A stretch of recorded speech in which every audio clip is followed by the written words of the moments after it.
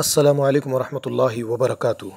آج سے کچھ روز پہلے کی بات ہے، میرے ایک دوست ہے جن سے میری ملاقات ہوئی اور بات چیت کے دوران نماز کا وقت قریب آ گیا۔ میں نے کہا چلیے نماز پڑھ کر آتے ہیں، تو انہوں نے کہا کہ کون سی مسجد؟ میں نے کہا مسجد فاطمہ قریب میں موجود ہے۔ اس نے کہا میں مسجد توحید میں نماز ادا کرتا ہوں، میں اہل حدیث ہوں اور مساجد اہل حدیث میں ہی نماز ادا کرتا ہوں، وہیں پر میری نماز ادا ہوگی۔ اور دوسری مساجد کے بارے میں ان کے اندر جو چیز تھی انہوں نے اس کا اظہار میرے سامنے کر دیا۔ حالانکہ قریب میں مسجد فاطمہ موجود تھی اور نماز کے لیے جماعت بھی کھڑی ہو رہی تھی۔ یہ ایک آدمی کا معاملہ نہیں بلکہ ہماری اپنی بستی بارکس میں کچھ نوجوانوں کا یہی معاملہ ہے، اور کچھ بڑی عمر کے لوگوں کا بھی یہی معاملہ، ان کی اسی طرح کی طبیعت بن چکی ہے کہ وہ جامع مسجد بارکس میں نماز ادا نہیں کرتے اور یہ کہتے ہیں کہ جامع مسجد بارکس میں نماز ادا نہیں ہوتی، مسجد احناف میں نماز نہیں ہوتی، مسجد نورعین میں نماز نہیں ہوتی، مسجد ابوبکر میں نماز نہیں ہوتی، وغیرہ وغیرہ۔ وہ اس لیے کہ بعض علماء نے ان کا ذہن اسی طرح کا بنا دیا ہے کہ فلاں فلاں فلاں مساجد کے اندر نماز نہیں ہوتی۔ جب ان سے اس کی وجہ دریافت کی جاتی ہے کہ کیوں مساجد میں نماز نہیں ہوتی، تو کہتے ہیں کہ ان مساجد کے امام بدعتی ہے۔ مسجد دیوبندی امام بدعتی ہوا کرتے ہیں، بریلوی بدعتی ہوا کرتے ہیں، تبلیغی بدعتی ہوا کرتے ہیں، اسی لیے ہم ان کی مساجد میں نماز ادا نہیں کرتے، ان کے پیچھے نماز ادا نہیں کرتے، ہماری نماز وہاں پر قبول نہیں ہوتی۔ چلیے اس مسئلے کی طرف آنے سے پہلے آپ حضرات کو یہ بتاتا چلوں کہ اگر امام جنابت کی حالت میں بھی ہو، یہ بات ذرا غور سے سنیے، اگر امام جنابت کی حالت میں بھی ہو اور اس کی خبر اسے نہ ہو کہ وہ جنابت کی حالت میں ہے، اور اسی حالت میں اگر وہ نماز پڑھا دے تو مقتدیوں کی نماز تو ہو جاتی ہے، لیکن امام کو اپنی نماز دہرانی پڑے گی۔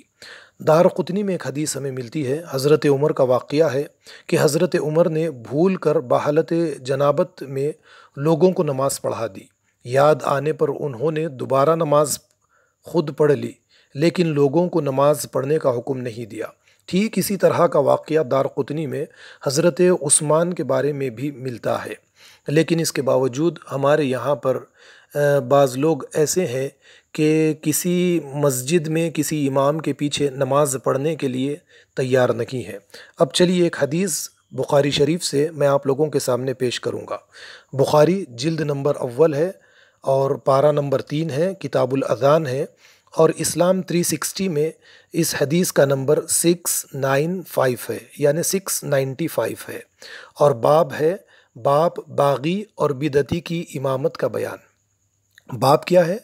باب ہے باغی اور بدعتی کی امامت کا بیان۔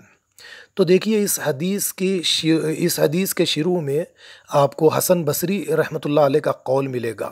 وہ کہتے ہیں کہ بدعتی کے پیچھے نماز پڑھ لے، اس کی بدعت، اس کا گناہ اس کے سر ہے۔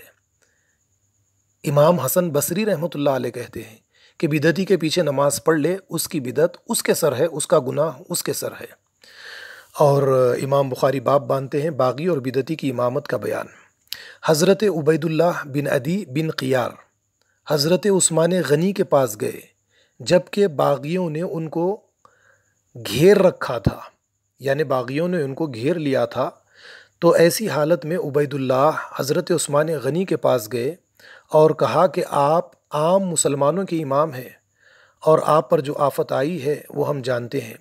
فسادیوں باغیوں کا امام، یعنی فسادیوں باغیوں کا امام ہم کو نماز پڑھاتا ہے، ہمیں نماز پڑھا رہا ہے، ہم ڈرتے ہیں کہ اس کے پیچھے نماز پڑھ کر ہم گناہ گار نہ ہو جائیں۔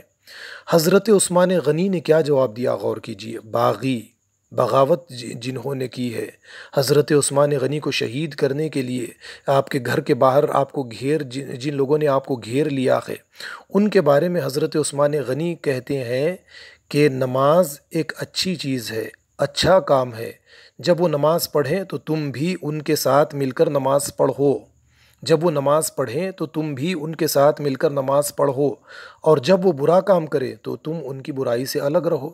آپ ذرا غور کیجئے، باغی حضرت عثمان غنی کو قتل کرنے کے لیے، شہید کرنے کے لیے آپ کو گھیر لے اور وہ مسجد نبوی کا وہی مسجد نبوی کے امام بن جائے، وہی نمازوں کو ادا کرے۔ حضرت عثمان غنی کا یہ کہنا کہ ان کے پیچھے نماز پڑھ لو، نماز اچھی چیز ہے، اب اس کے بعد میں ہمیں اپنی اصلاح کرنی چاہیے۔ ہم اپنے مسلمان بھائیوں کے بارے میں ایسا عقیدہ، ایسی سوچ کس طرح رکھ سکتے ہیں کہ آپ دیکھیں گے بریلویوں میں بھی لاکھوں آپ کو حافظ قرآن ملیں گے، حفاظ ملیں گے قرآن کے، علماء دین ملیں گے، دیوبندیوں میں علماء دین آپ کو ملیں گے، اچھی قرات والے، اچھے قاری آپ کو ملیں گے، متقی ملیں گے، پرہیزگار ملیں گے۔ تو اس کے باوجود ہم یہ کہیں کہ ان کے پیچھے نماز نہیں ہوتی، ان کے پیچھے نماز نہیں ہوتی، فلانی مسجد میں نماز نہیں ہوتی، یہ ٹھیک نہیں ہے۔ اس حدیث سے اس بات کا پتہ چلتا ہے کہ بدعتی کے پیچھے بھی نماز ہو جاتی ہے۔ لیکن اب اس کے بعد میں ایک اہم بات میں آپ لوگوں کے سامنے پیش کرنے کی کوشش کروں گا کہ کس مسجد میں نماز نہیں ہوتی، یہ آپ لوگوں کے سامنے پیش کروں گا۔ سورہ توبہ دیکھیے آپ، آیت کا نمبر 107 ہے، دیکھیے یہاں پر جو بات اللہ رب العالمین نے بیان فرمائی اس پر غور کیجیے۔ اللہ نے فرمایا وَالَّذِينَ اتَّخَذُوا مَسْجِدًا ضِرَارًا وَكُفْرًا وَتَفْرِيقًا بَيْنَ الْمُؤْمِنِينَ، اور انہوں نے اس مقصد کے لیے مسجد بنائی کہ ضرر پہنچائے، کفر کی باتیں کرے، کفر کے کام کرے، اور مومنوں اور مسلمانوں میں تفریق ڈالے، یعنی فرقہ بنا ڈالے، فرقوں میں لوگوں کو بانٹ دے۔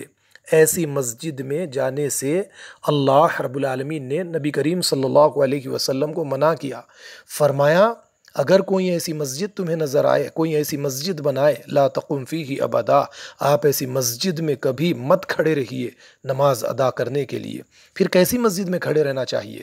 اللہ تعالیٰ نے فرمایا لمسجد اسس علی التقوی من اول یوم احق ان تقوم فیہ، کہ ایسی مسجد میں آپ کھڑے رہیے جس کی بنیاد اول دن سے تقوی پر رکھی گئی۔ فیہ رجال یحبون ان یتطہروا، اس میں ایسے آدمی ہیں جو پاکی کو پسند کرتے ہیں، واللہ یحب المطہرین، اللہ تعالیٰ پاک رہنے والوں کو پسند کرتا ہے۔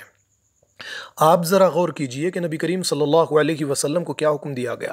کسی ایسی مسجد میں آپ مت کھڑے رکھیے جس مسجد کے ذریعے سے لوگوں کو فرقوں کے اندر بانٹ دیا جائے۔ آج ہماری مساجد کے ذریعے ٹھیک یہی کام، یہی کردار ادا کیا جا رہا ہے، لوگوں کو فرقوں کے اندر بانٹ دیا جا رہا ہے۔